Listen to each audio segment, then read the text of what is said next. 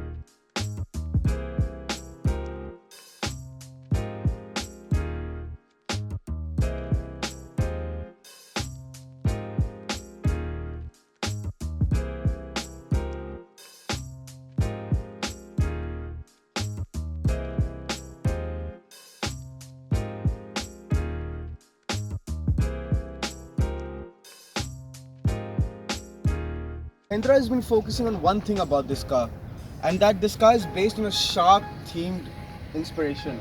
So you can see that they've really tried hard to make this car look like a shark. I don't know if they've succeeded or not, that's very subjective, but I would say that this car looks imposing enough on the road. Not the best looking cars, but certainly imposing on the road, especially in traffic. You can scare the rickshaw, the autos, and the works, and that's all you need on Indian roads. And I think Mahindra has done a good job in achieving that.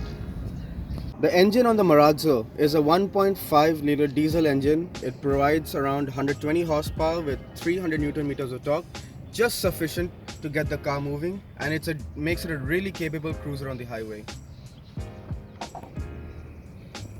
So as you can see, the boot space with all three rows up is pretty decent. You can fit a couple of bags. I took it for a recent road trip with the family, and it had enough stuff for a holiday or for a weekend, and that's really impressive. So a big thumbs up for the boot space with all three rows up. And with the seats folded flat, you can see that there's much more room. You can even put like a bicycle or two, and I think that's really impressive as a family mover, because you will need the space to put a lot of stuff, and this really delivers on that front. The side profile, you can see, is heavily inspired again from what Mahindra claimed, shark inspired. But whatever said and done, I think it's a pretty decent looking vehicle from the side, complemented with great looking 17-inch alloys. Again, Mahindra claims it's shark inspired. Now I don't know how you can design rims on the base of shark, but it looks good and it complements the side profile really well, and overall this car is a good looker. You have to literally climb into the Mahindra Marazzo when you want to get in, but once you do climb in, it feels very simplistic, and that's not a bad thing, because when I say simplistic, it has all the features and it fulfills all the needs one could have with a car right now. I mean, you have the touchscreen, the infotainment system, which comprises of Bluetooth, aux, USB, the works. It has Android Auto, it has built-in satellite navigation, and it has something called EcoSense. So when I touch EcoSense, it shows me how efficiently I'm driving, how much I'm idling, how sudden accelerations I've done, or what's average speed, and how efficiently I am shifting the gears according to the car's computer, which helps me to drive in the most eco-friendly manner. This is something really cool, and I think it's a gimmick, but it's something that's cool and you can use to show off to your friends. Now, if you notice, the AC controls are a straight lift off from the XUV, which is not a bad thing because it looks good and it fits the size of the vehicle. So I don't mind them lifting this off from the XUV, but yeah, the fact remains is that this is a straight lift off from the XUV.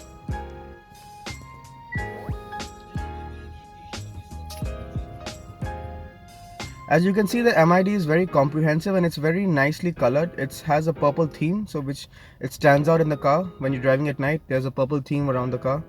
But there's lots of things this thing shows. So right now I'm on the average fuel economy. This is trip A, trip B. This is drive information. This is how long your drive is or your average speed. This is your navigation if you have the inbuilt navigation turned on in the car. This will show you direction, which is pretty cool and it's pretty nifty.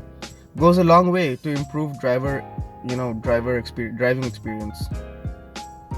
This is warning, this is the service due of this car. This also is available, and you can actually set a reminder specifically when you want the car to be serviced, and you can actually set something called a vehicle anniversary or wedding anniversary. So you can set this beforehand and the car will let you know whenever you have an anniversary. This way you're just going to remember all your events and you won't have any arguments with your better half.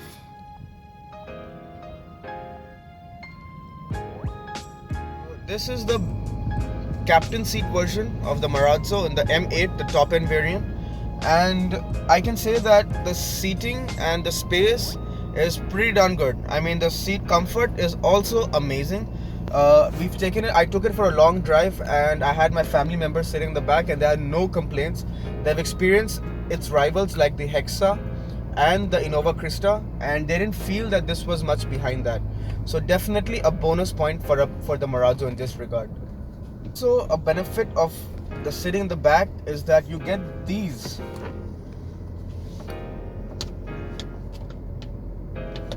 And these are basically factory fitted window visors, and it goes a long way in helping the passenger sit in comfort. It protects them from the sun, and I think it's a brilliant move by Mahindra to provide this in the back.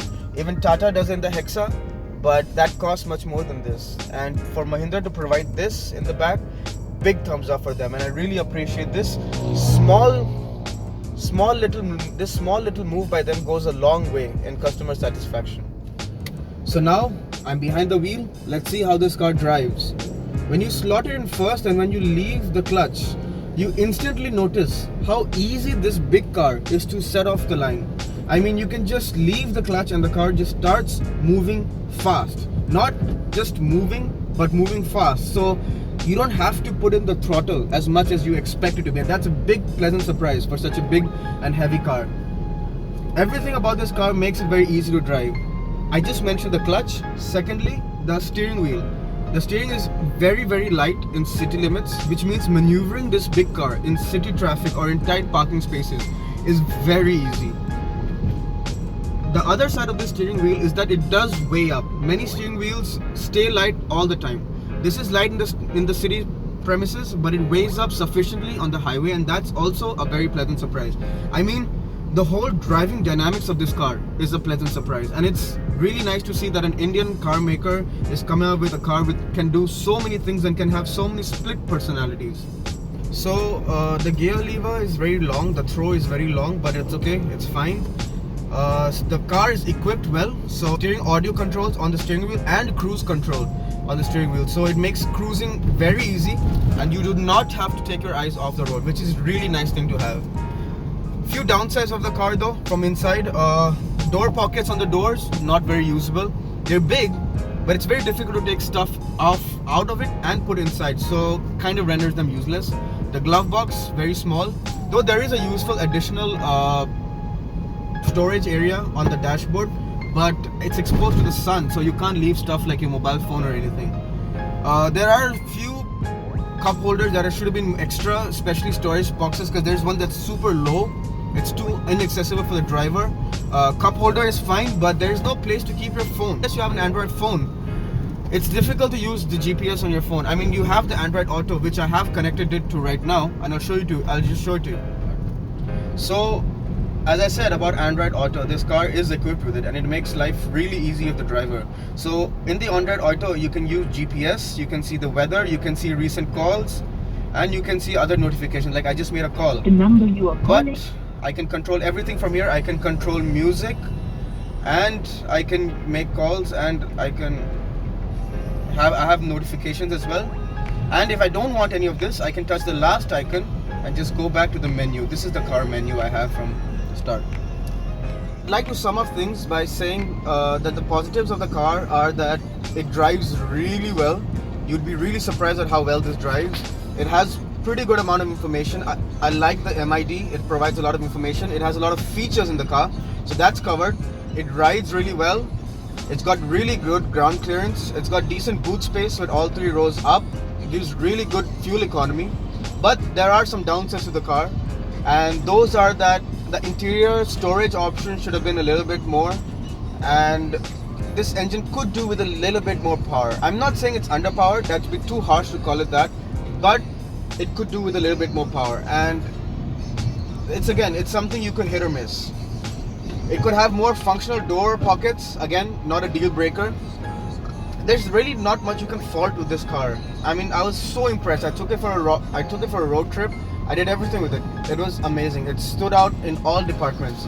I just love the way this car rides. Just went over a huge breaker. I didn't even feel a thing. Overall, a great package, and it's a big surprise package. And it goes up against the Tata Hexa, the Innova Krista, the Renault Logi, and the Ertiga. That's how big the spectrum is. It covers the lower end of the cars and the high end of the market as well. It slots right in between at 17 lakhs on-road price for the top-end Merit, which is what I'm driving, is the M8. It's, I think, great value, and kudos to Mahindra for making such a great car. Thank you very much for watching. See you next time. Bye-bye.